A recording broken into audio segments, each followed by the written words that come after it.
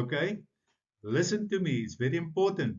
Your body's organs, your tissues, your cells has two main functions, and it happens during deep sleep and REM sleep at night. That's why sleep is very important.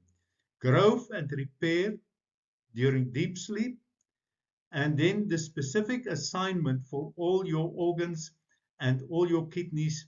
A lot of it happens during the nighttime, but also during the daytime.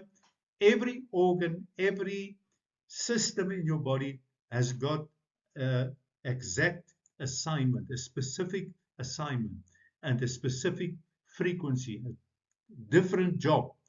But all of it is very important. There's not one that is more important than the other one. All of them is very important. So poor nutrition will slow down or stop the functions of these organs, tissues, and cells. And that's the biggest cause of disease, is poor nutrition.